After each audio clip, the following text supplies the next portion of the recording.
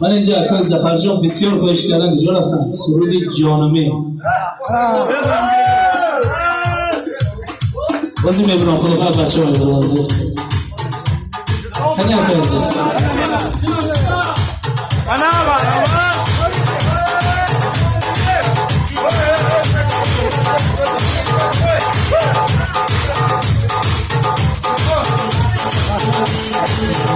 سرود جانمه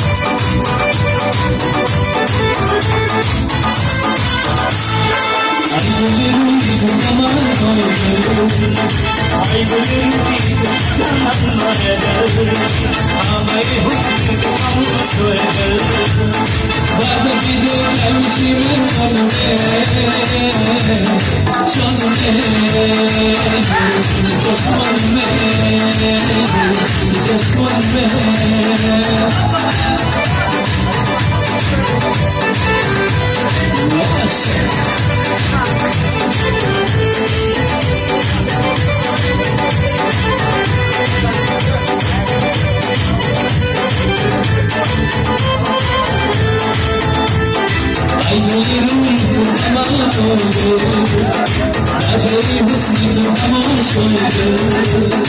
ای گل روی تو تمامایه نظری حسنی تو تماشایه یادگیری همیشه نمانده جانه چشمان چشمان زنده باشه دیگه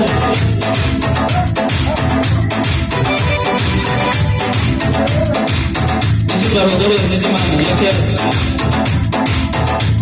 یکی از دادرایی که بسیار گفتی گپا تلنتی خدادادی دارد و فقط روی صحنه بنیست مهریار جان ما در همین آرزو کرده بودیم که همین سال 2021 و حرکت کرده هر چه که بخوریم یک سرود برادران از البوم نو خیت غالب جان و ولی جان برای شما سر سرود برادران یک جای میخونیم برای مهریار جان اینجا من 96 بچه آمدیم خوش آمدید من رمضان جان بچه همتون بار دیگر سال نواتون مبارک سرود جان برادران